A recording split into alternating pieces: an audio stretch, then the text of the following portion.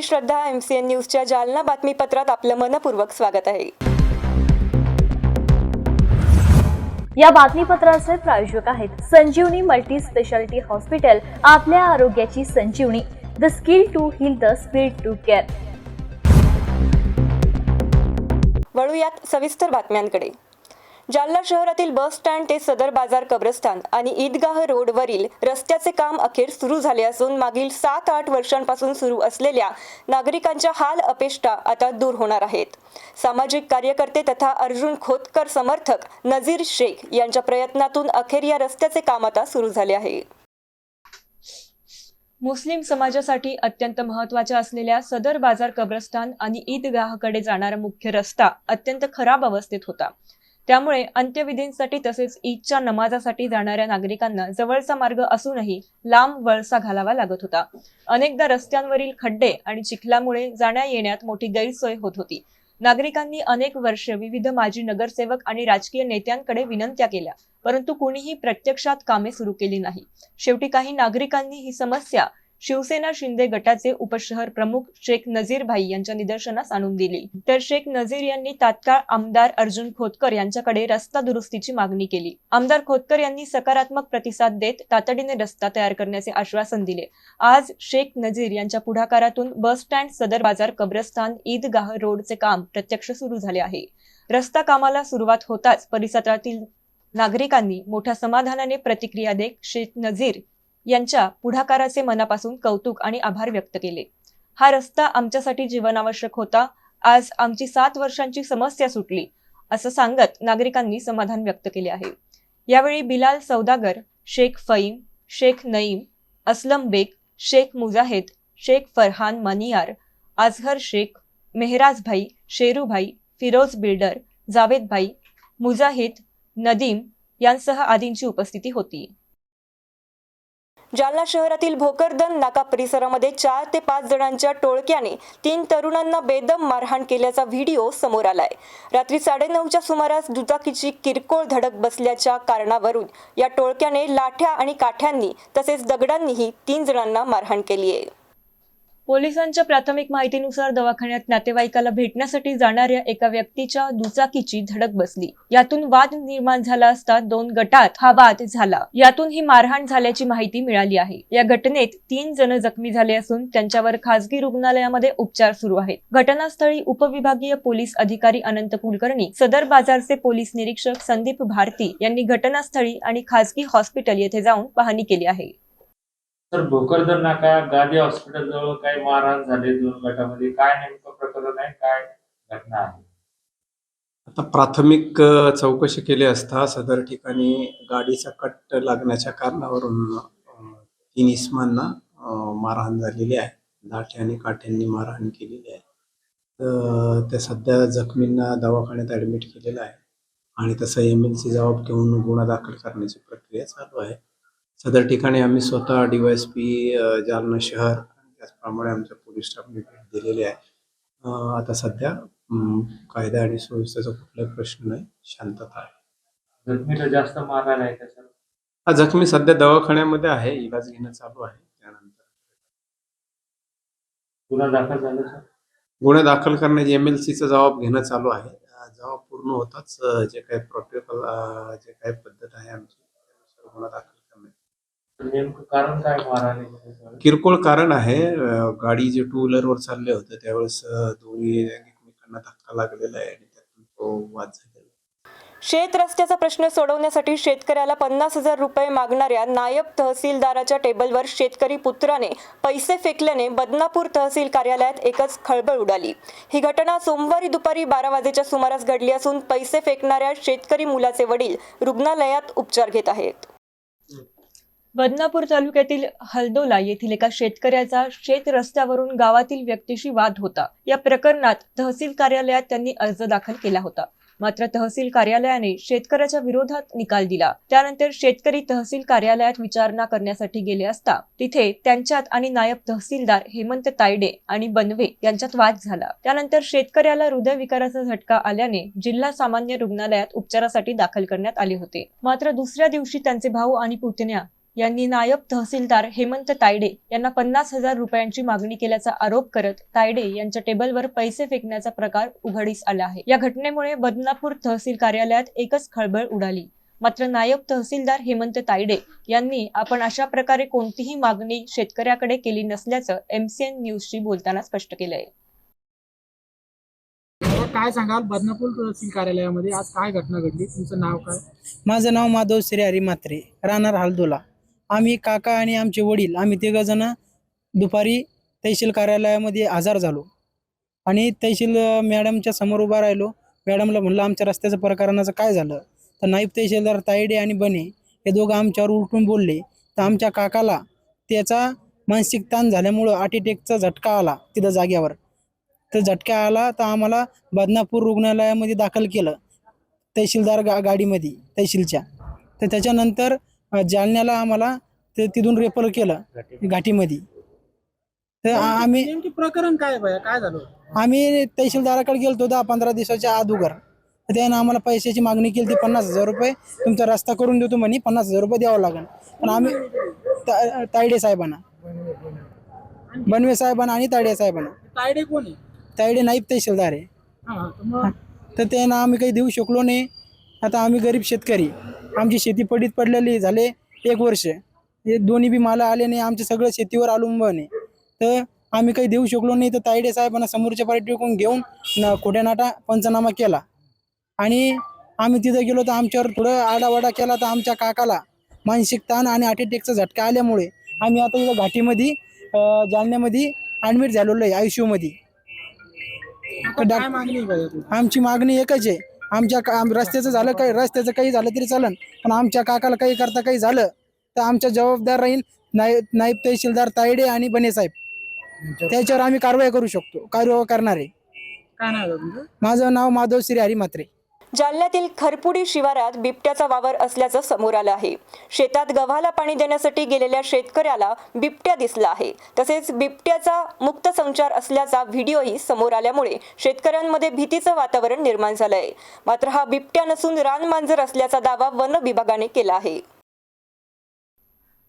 जालन्यातील खरपुडी शिवारात बिबट्याचा वावर पाहायला मिळतोय. खरपुडी शिवारात शेतात गव्हाला पाणी देण्यासाठी गेलेल्या एका शेतकऱ्याला बिबट्या दिसलाय. या शेतकऱ्याने बिबट्याचा मुक्त संचार असल्याचा व्हिडिओ देखील समोर आणला आहे. खरपुडी शिवारात बिबट्याचा वावर असल्याने शेतकऱ्यांमध्ये सध्या भीतीचे वातावरण पाहायला मिळतंय. दरम्यान खरपुडी शिवारातील जो व्हिडिओ समोर आला आहे त्यामध्ये बिबट्या नसून ते रानमांजर असल्याचा दावा वन विभागाने केला आहे. तर जालन्यातील काही भागात बिबट्याचा वावर असून नागरिकांनी काळजी घेण्याचं आवाहन देखील वन विभागाने केलं आहे. खरपुडी शिवारात बिबट्या दिसल्याचं शेतकऱ्यांचं म्हणणं आहे, तर दुसरीकडे तो बिबट्या नसून रानमांजर असल्याचा दावा वन विभागाने केला आहे. मात्र खरपुडी शिवारात बिबट्या सदृश्य पाळण्यांचा मुक्त संचार होत असल्यामुळे खरपुडी ग्रामस्थांसह परिसरातील शेतकऱ्यांमध्ये भीतीचे वातावरण पसरले आहे.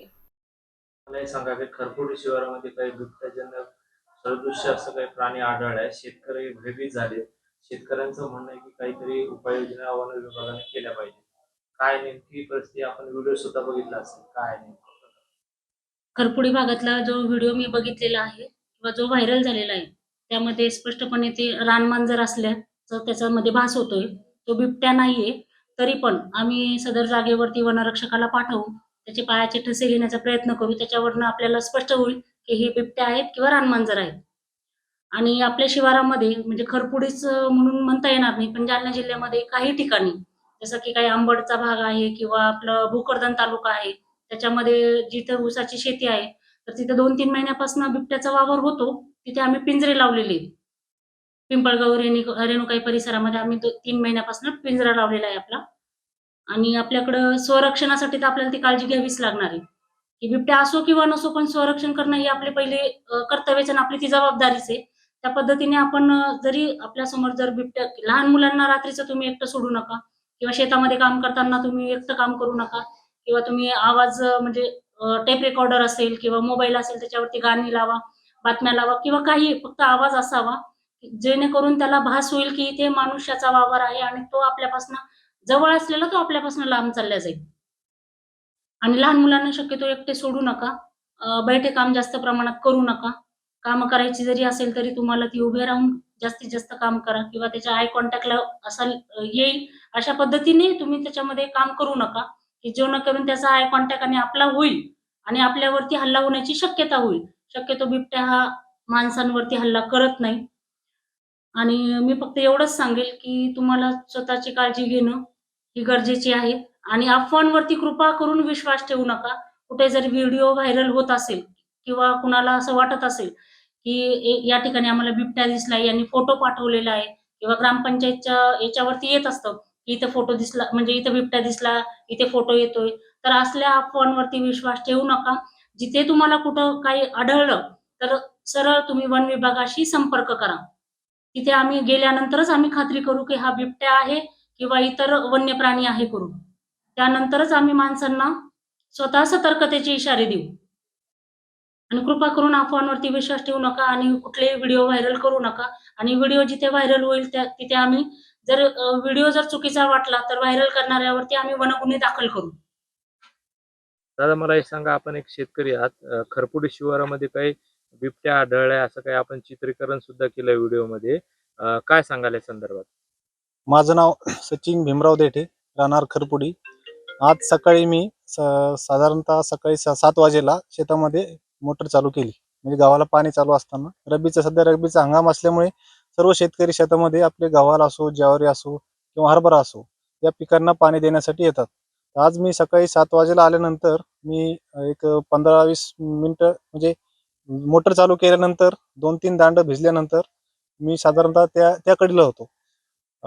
त्याच्यानंतर पाणी मी कुठपर्यंत आलं हे बघण्यासाठी अर्ध्या रस्त्यामध्ये आलो असता मला त्या आमच्या विहिरीच्या साईडनं एक काहीतरी जाताना आढळलं. म्हटलं की बघा समोर जाऊन बघूया. समोर जाऊन बघतो तर एक बिबट्या सदृश्य प्राणी म्हणजे बिबट्याचा हेच होता, बछडाच होता तो.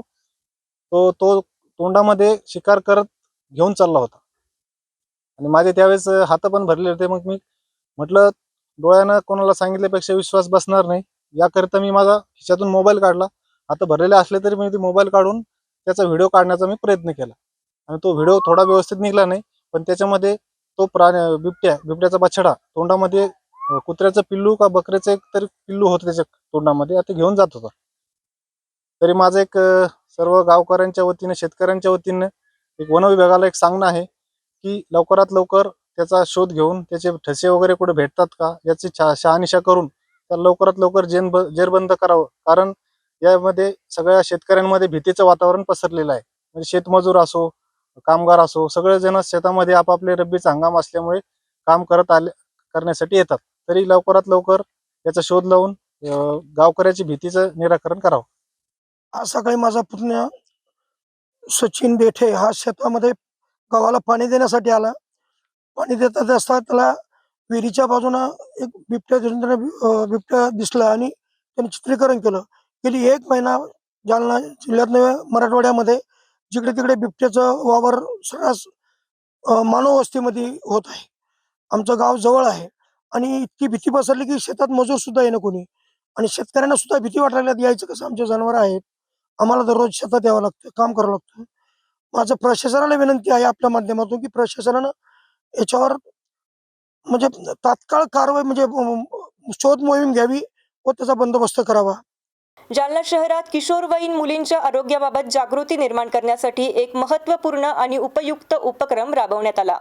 उजास, आदित्य बिर्ला एज्युकेशन ट्रस्ट आणि महानगरपालिका प्रशासन यांच्या संयुक्त विद्यमाने पिरियड मेळावा या विशेष कार्यक्रमाचे आयोजन अनया गार्डन दत्त मंदिराजवळ करण्यात आले. 10 शाळांमधील 500हून अधिक मुलींच्या उत्स्फूर्त सहभागामुळे हा उपक्रम अत्यंत यशस्वी ठरला आहे.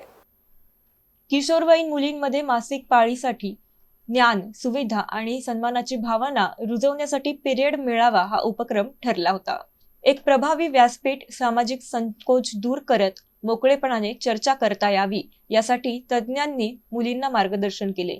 मासिक पाळी हा गुप्तता किंवा लाजेचा विषय नसून आरोग्याचा महत्त्वाचा भाग आहे, हा संदेश प्रत्येक सत्रातून अधोरेखित करण्यात आला आहे. जालना शहरात किशोरवयीन मुलींमध्ये मासिक पाळीविषयी योग्य ज्ञान आणि आरोग्य जनजागृती पोहोचवण्यासाठी पिरियड मेळाव्याचे आयोजन अनया गार्डन दत्त मंदिराजवळ करण्यात आले होते.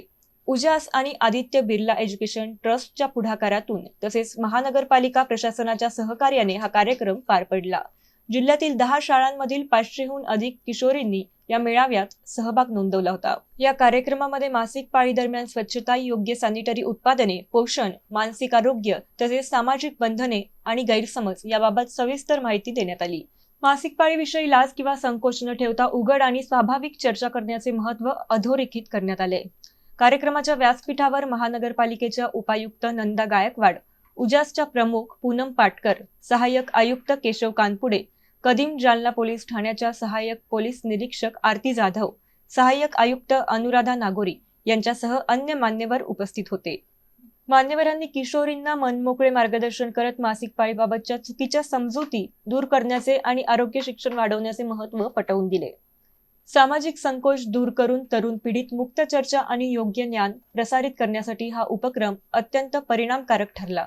उपस्थित मुलींनीही यावेळी विचारलेल्या प्रश्नांद्वारे विषयांवरील आपली जागरूकता आणि बदलत्या सामाजिक दृष्टिकोनाची जाणीव दाखवली. कार्यक्रमाच्या शेवटी मुलींना आवश्यक शैक्षणिक साहित्य, सॅनिटरी किट्स आणि जनजागृती विषयक माहितीपत्रके वितरित करण्यात आली. काही कार्यक्रम घेण्यात आले. काय कार्यक्रम आहे?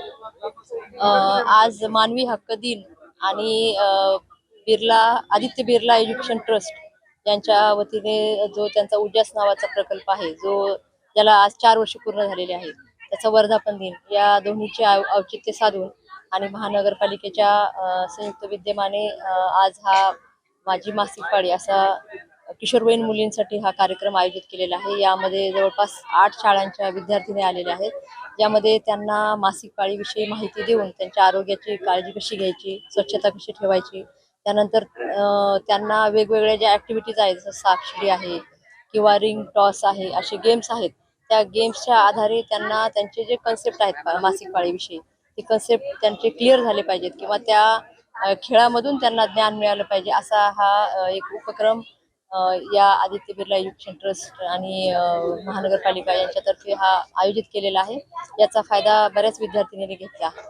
प्रॉब्लेम तेच बोलतो ना आपण, प्रॉब्लेम आलाय, तुला काय झालंय, प्रॉब्लेम आलाय, वर्गात शांत बसली, पाठीमागे बसली, काय झालं, प्रॉब्लेम. याला आपणच महिला मुली आपणच प्रॉब्लेम म्हणतो, तर इतर लोक काय म्हणतील? तर त्यामुळे सर्वप्रथम आता हा प्रॉब्लेम शब्द आपल्याला बंद करायचा आहे. याला प्रॉब्लेम न म्हणता पिरियड हा एक प्रॉपर शब्द जर तुम्ही वापरला, कारण की हा प्रत्येक मुलीच्या महिलेच्या आयुष्यातला महिन्यातला एक पिरियड असतो, ज्यामध्ये 3 ते 5 दिवस आपल्याला तो त्रास थोडाफार होत असतो. परंतु आपली कामं थांबतात का? किती मुली सुट्ट्या घेतात पिरियडमध्ये? किती मुली सुट्टी घेतात, शाळेत जात नाही? हात वरती करायचे, हात खरं खरं बोलायचं. कोण कोण सुट्टी घेतं किंवा वर्गात असं मान पकडून झोपून राहतं पिरियडमध्ये? आहेत का तशा? आहे ना तुमच्या वर्गात तशा मुली? आता इथं कोणी हो म्हणणार नाही, पण बऱ्याच मुली तशा आहेत की ज्या पिरियडमध्ये अरे बापरे मला खूप त्रास होतोय. म्हणजे इव्हन मी माझं एक्झाम्पल सांगते. आम्ही जेव्हा ग्राउंडची तयारी करत होतो PSI परीक्षेच्या, तेव्हा माझी एक मैत्रीण होती. तर आमची ग्राउंडची प्रॅक्टिस आम्ही 3 महिने केली आणि ती मैत्रीण काय करायची, 3ही महिन्यात पिरियडच्या काळात घरी थांबायची. काय मला खूप त्रास होतो, मला पळताच येत नाही, मला काहीच करता येत नाही. मग त्या प्रॅक्टिस दरम्यान ती घरीच थांबायची. ज्यावेळेस सिलेक्शन झालं, आम्ही ट्रेनिंगला गेलो नाशिकला, महाराष्ट्र पोलीस अकॅडमीला. ट्रेनिंगला गेल्याच्या नंतर तिथं कसलीही सुट्टी नाही, कितीही त्रास हो, तिथं आमच्या मॅडम असायच्या ग्राउंड घेणार आहे, वो नाटक हमें बोलले का, चलो भागो दौडो. आणि तेव्हा ती आणि ट्रेनिंगला गेलेली ती पूर्ण पिरियडच्या काळात तिने एकही दिवस सुट्टी घेतली नाही. ठीक आहे, साहजिक आहे, ह्या काळामध्ये प्रत्येक मुलीला महिलेला त्रास होतो, परंतु दैनंदिन आयुष्यात त्याचा काही एवढा फरक पडत नाही. त्यामुळे पिरियड आला आणि काहीतरी माझ्यासोबत चुकीचं घडतंय म्हणून चोरून बसायचं, लपून बसायचं, दैनंदिन ज्या गोष्टी आपण करतोय त्या करण्यापासून स्वतःला वाचवत राहायचं, ह्या गोष्टी करायच्या नाही. कारण की एक महिला मुलगी, आपल्याला कुठलाही एक्सक्यूज नसतो. मी असो किंवा तुमच्या घरी गृहिणी ज्या आया असतील त्यांना कुठला एक्सक्यूज नसतो. प्रॉब्लेम आला, पिरियड आला तर घरी आपण निवांत बसू शकत नाही, कामं करावीच लागतात. त्यामुळे ह्या गोष्टीकडे दुर्लक्ष करायचं नाही. आणि आज उजासने हे मी आता जस्ट वाचलं, रियुजेबल सॅनिटरी नॅपकिन्स हा एक कन्सेप्ट आणलेला आहे. तर हा कन्सेप्ट खरंच खूप छान आहे, कारण की आज आपण कुठेही शहरात किंवा कुठेही फिरतो, कचऱ्याचा ढीग दिसला सर्वप्रथम काय दिसतो? रक्ताने माखलेला पॅड, जो कुत्र्यांनी पूर्ण घाण करून तो रस्त्यावर फेकलेला असतो. इवन मी ट्रेनिंगला असताना पण तिथे जेव्हा आम्ही ग्राउंडवर लांब कुठेतरी गेलो तेव्हा डस्टबिनमध्ये सर्वात जास्त आधी डॉगीज जे असतात ते काय काढतात, ही अशीच घाण काढतात, कारण की त्याला ब्लड असतं, टिश्यूज असतात, ते काढून ते घाण केलेलं असतं. मग ह्या गोष्टी बघायला मिळतात आणि ते आपल्यालाच कसं तरी वाटतं, अरे इथं पॅड पडलेलं आहे आणि आपण ते उचलूनही फेकू शकत नाही, कारण की लाज तर आपल्यालाही असते. तर त्यामुळे हा जो कॉन्सेप्ट दिसतोय रियुजेबल सॅनिटरी नॅपकिन, हा एक छान कन्सेप्ट आज मला बघायला भेटला. आणि हे जे दर महिन्याला आपण जे खर्च करतो, प्रत्येक जण, आता किती जण इथं कापड वापरतात घरी, किती मुली वापरतात, पॅड किती जण यूज करतात, लाजू नका, पॅड किती जण यूज करतात, ठीक आहे, याचा अर्थ बाकीच्या कापडच यूज करत असतील. आता नवीन काही कॉन्सेप्ट आलेले आहे, मेन्स्ट्रुएशन कप, टॅम्पॉन्स, हे तुम्हाला अजून माहिती नाहीये आणि त्याला वेळ लागेल ते दैनंदिन. मराठी भाषा विभाग, महाराष्ट्र शासन व महाराष्ट्र राज्य साहित्य संस्कृती मंडळ मुंबई आणि JES महाविद्यालय जालना यांच्या संयुक्त विद्यमाने आयोजित वारकरी संत साहित्य संमेलन जालना 13 आणि 14 डिसेंबर या 2 दिवसीय जालन्यात आयोजित करण्यात आलं होतं. मराठी भाषा विभाग, महाराष्ट्र शासन, महाराष्ट्र राज्य साहित्य आणि संस्कृती मंडळ मुंबई आणि JES महाविद्यालय जालना यांच्या संयुक्त विद्यमाने आपण वारकरी संत साहित्य संमेलनाचं आयोजन दिनांक 13 आणि 14 डिसेंबर रोजी महाविद्यालयाच्या कॅम्पसमध्ये करत आहोत.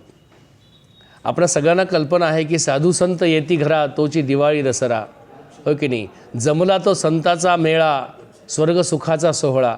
आणि या 2 दिवसाच्या संत मेळ्यामध्ये महाराष्ट्रातील नामवंत कीर्तिमान असणारे वेगवेगळे संत, वेगवेगळे वारकरी आणि वारकऱ्यांचं साहित्य जपणारे, लिहिणारे असे सगळे सारस्वत त्या ठिकाणी जमणार आहेत. 13 तारखेला संमेलनाचं उद्घाटन सकाळी 11 वाजता आहे. कार्यक्रमाचे अध्यक्ष जे आहेत, संमेलनाचे अध्यक्ष म्हणून डॉक्टर रामकृष्ण महाराज लहवीतकर आहेत, जे की कुंभमेळा नाशिकचे प्रमुख आहेत सध्या. त्याचप्रमाणे उद्घाटक म्हणून आदरणीय हबप डॉक्टर नारायण महाराज जाधव, आळंदी देवाची, या ठिकाणचे प्रख्यात कीर्तनकार आहेत. त्याशिवाय अगदी वेगवेगळे गणमान्य व्यक्ती आहेत. उदाहरणार्थ ज्ञानेश्वर महाराज बंडगर, हरिभाऊ वेरुळकर, दत्तात्रय डुमरेजी, माननीय बसवराजजी कोरे, त्याचप्रमाणे रुचिका खोत, स्वामीराज भिसे. पूर्ण पत्रिकेमध्ये तसं मेन्शन सगळं केलेलंच आहे, पण तरीही मी सर्व जालनावासियांना अशी विनंती करतो की 13 तारखेला सकाळी ग्रंथदिंडीपासून ते 14 तारखेला संध्याकाळी आदरणीय प्रमोद महाराजजी जगताप यांच्या कीर्तनापर्यंत आपण या संपूर्ण सोहळ्याचा आस्वाद घ्यावा, आनंद घ्यावा आणि एक वेगळ्या प्रकारची स्वर्गसुखाची प्राप्ती JES महाविद्यालयाच्या प्रांगणामध्ये आपण घ्यावी, ही सर्वांना नम्र विनंती. धन्यवाद. नोंदणीसाठी कशा पद्धतीने? नोंदणीसाठी आपण साधारणपणे 4 डेस्क त्या ठिकाणी ठेवलेले आहेत. ऑनलाईनसुद्धा नोंदणी होणार आहे. QR कोड्स पण दिलेला आहे. आपण वेगवेगळ्या माध्यमातून QR कोड देणार आहोत. मी आपणालासुद्धा या निमित्ताने विनंती करतो की QR कोडची एक स्लाईड आपण याच्या दरम्यान त्या ठिकाणी डिस्प्ले करावी, जेणेकरून QR कोड स्कॅन केला की आपोआपच त्यांचं रजिस्ट्रेशन होईल. आणि रजिस्ट्रेशन करणंसुद्धा खूप सोपं आहे. नुसतं नाव, गाव आणि तुमचा मोबाईल नंबर आणि हार्डली एखादा ईमेल ID, बस. यापेक्षा जास्त माहिती आपल्याला तिथे विचारलेली नाही. त्यामुळे नोंदणीसुद्धा पटकन होणार आहे. नोंदणी यासाठी करायची आहे सगळ्यांनी की आम्हाला गर्दीचा पण अंदाज येईल की नेमके किती लोक, किती भक्तगण त्या ठिकाणी येणार आहेत. त्याशिवाय या नोंदणीचा एक फायदा असा आहे की बऱ्याच जणांना नोंदणीनंतर पश्चात प्रमाणपत्रसुद्धा मिळणार आहे. जालना शहरातील खवा मार्केट परिसरात असलेल्या श्रीराम चौंडिये ट्रेडर्समधून अवैधरित्या गुटख्याची विक्री केली जात असल्याचा प्रकार स्थानिक गुन्हे शाखा पोलिसांनी छापा मारल्यानंतर समोर आला आहे. पोलिसांनी आज या ठिकाणहून 1 लाख रुपयांचा अवैध गुटखा जप्त करत कारवाई केली आहे. जालना शहरातील खवा मार्केट परिसरात श्रीराम चौंडिये ट्रेडर्स नावाचे दुकान आहे. त्या दुकानातून अवैधरित्या गुटखा विक्री केली जात असल्याची माहिती स्थानिक गुन्हे शाखा पोलिसांना मिळाली होती. त्यानुसार स्थानिक गुन्हे शाखा पोलिसांनी आज छापा मारत या ठिकाणी कारवाई केली आहे. या ठिकाणी 1 लाख रुपयांचा अवैध गुटखा पोलिसांनी जप्त केलाय. या प्रकरणात सागर नारायण चौंडिये आणि एका विधी संघर्षग्रस्त बालकाला पोलिसांनी ताब्यात घेतलंय. या प्रकरणात पोलीस कर्मचारी रामप्रसाद पव्हरे यांनी दिलेल्या फिर्यादीनुसार सदर बाजार पोलीस ठाण्यात गुन्हा दाखल करण्यात आला असून पुढील तपास पोलीस हेड कॉन्स्टेबल डोईफोडे करत आहेत. ही कारवाई स्थानिक गुन्हे शाखेचे पोलीस निरीक्षक पंकज जाधव यांच्या मार्गदर्शनाखाली पथकाने केली आहे. जिल्हा परिषदेचे उपमुख्य कार्यकारी अधिकारी पंचायत विभागाचे उदयसिंग राजपूत यांच्या विरोधात ग्रामसेवक संघटनेने आज असहकार आंदोलन केलंय. त्यामुळे आज पुन्हा एकदा जिल्हा परिषद अधिकाऱ्यांविरुद्ध कर्मचाऱ्यांचा संताप दिसून आलाय. गेल्या काही दिवसांपासून ग्रामसेवक व उपमुख्य कार्यकारी अधिकारी पंचायत उदयसिंग राजपूत यांच्यामध्ये चांगलीच खडाजंगी पाहायला मिळत आहे. गेल्या काही दिवसांपासून ग्रामसेवक संघटनेने आंदोलन करण्याचा इशारा देखील मुख्य कार्यकारी अधिकारी यांना निवेदनाद्वारे दिला होता. या विविध मागणीसह उदयसिंग राजपूत हे ग्रामसेवकांना अरेरावीची भाषा उदंडपणे बोलणे असे विविध विषयांवरून त्यांच्या आणि ग्रामसेवक यांच्यामध्ये चांगलाच वाद निर्माण झालेला होता. यावर आज जिल्हा परिषदेच्या मुख्य कार्यकारी अधिकारी यांनी ग्रामसेवक संघटनेच्या पदाधिकाऱ्यांसह बैठक बोलावून विविध विषयांवर चर्चा करून सकारात्मक भूमिका घेतली असल्याचे ग्रामसेवक संघटनेचे अध्यक्ष काळे यांनी सांगितले.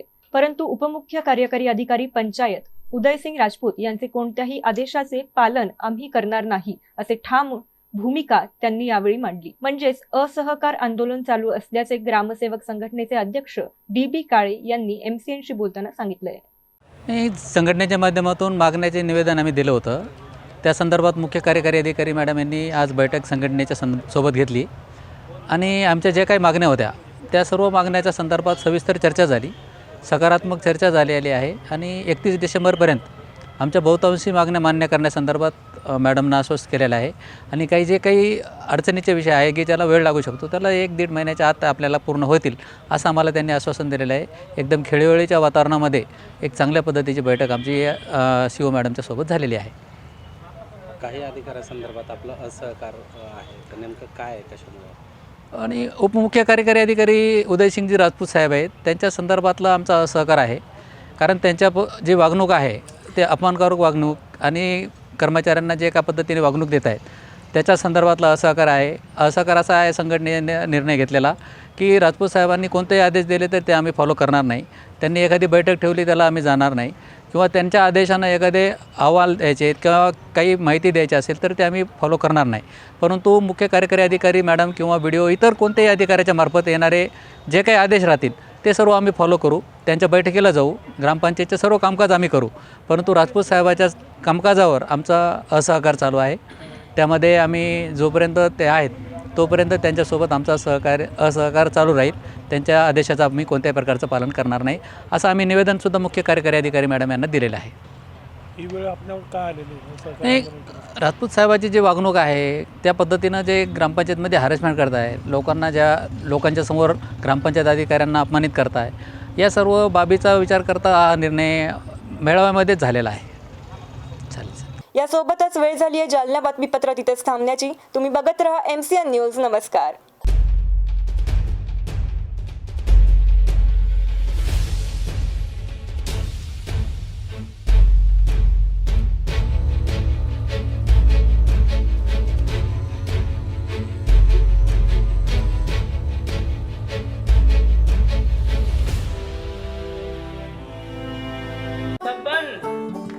आपको कलेक्टर साहिबा के हाथों से इनामी घर मिल रहा है.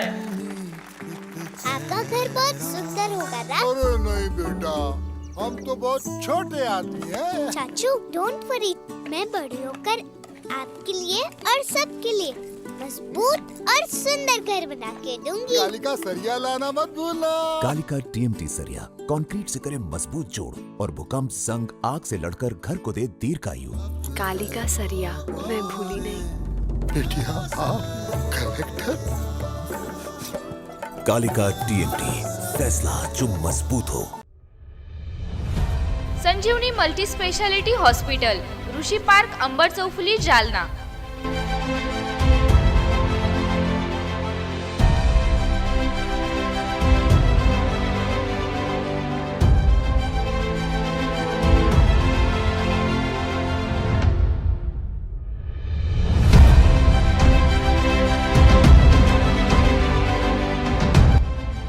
महात्मा ज्योतिबा फुले जन आरोग्य योजना आणि प्रधानमंत्री जन आरोग्य आयुष्मान भारत योजना उपलब्ध. मेडिसिन विभाग, बालरोग विभाग, स्त्रीरोग विभाग, अस्थिरोग विभाग, सर्जरी विभाग, नाक कान घसा विभाग आणि पॅथॉलॉजी विभागात काम करणारी तज्ञ डॉक्टरांची टीम. उपलब्ध सुविधा ICU, NICU, जालना शहरातील अद्ययावत Ultima of 100 with stent boost cath lab, modular operation theatre, dialysis विभाग, cardiac care unit CCU, angiography सुविधा, एंजिओप्लास्टी सुविधा, 24 तास अत्यावश्यक सेवा आणि कार्डियक ॲम्ब्युलन्स उपलब्ध. महाराष्ट्र पोलीस कुटुंब आरोग्य योजनेसह सर्व आरोग्य विमा कंपन्यांचे कॅशलेस उपचार. संजीवनी मल्टी स्पेशालिटी हॉस्पिटल, आपल्या आरोग्याची संजीवनी.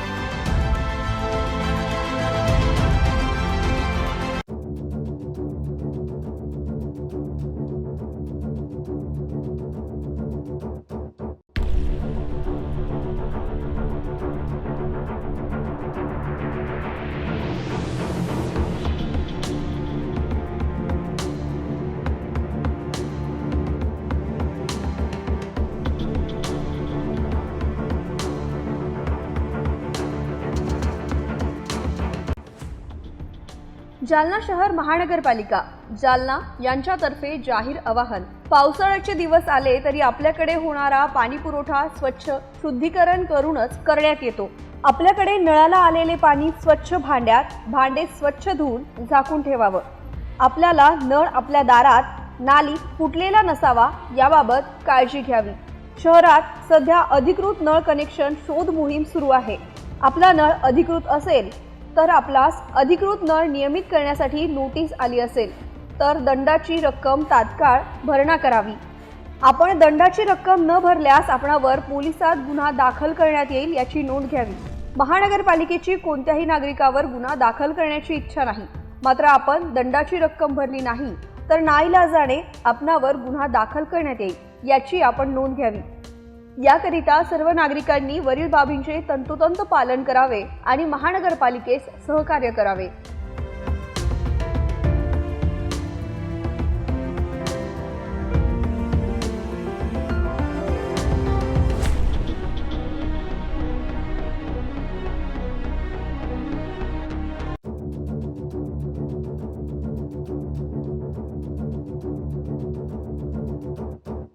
जालना शहर महानगरपालिका जालना, प्रशासकीय इमारत, रेल्वे स्टेशन रोड, जुना जालना, 433203. कार्यालय संपर्क 02482 230 350. मालमत्ता कर विभाग, कर भरण्याकरिता उपलब्ध सुविधा. QR कोडद्वारे ऑनलाईन पेमेंट, POS मशीनद्वारे रोख रक्कम आणि धनादेश. एवढंच लक्षात घ्या, कर्तव्य विसरू नका. आजच मालमत्ता कर भरा.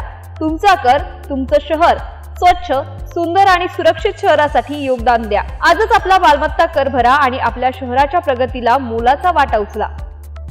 कर्तव्य विसरू नका. आजच मालमत्ता कर भरा. तुमचा कर, तुमचं शहर स्वच्छ, सुंदर आणि सुरक्षित राहण्यासाठी योगदान द्या. आजच आपला मालमत्ता कर भरा आणि आपल्या शहराच्या प्रगतीला मोलाचा वाटा उचला. हक्क मिळवायचा तर जबाबदारीही स्वीकारा. आजच मालमत्ता कर भरा आणि आपल्या शहराच्या प्रगतीत मोलाचा वाटा उचला.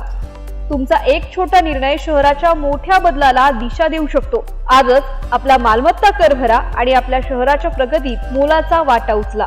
हक्काची जाणीव असो पण कर्तव्याची आठवणही हवी. मालमत्ता कर भरा आणि प्रगत शहर घडवा. आजच आपला मालमत्ता कर भरा आणि आपल्या शहराच्या प्रगतीला मोलाचा वाटा उचला. तुमचं योगदान म्हणजे शहराची प्रगती. आजच मालमत्ता कर भरा. स्वच्छता आणि सुविधा यांसाठी हातभार लावा. सौजन्य कर विभाग, जालना शहर महानगरपालिका जालना.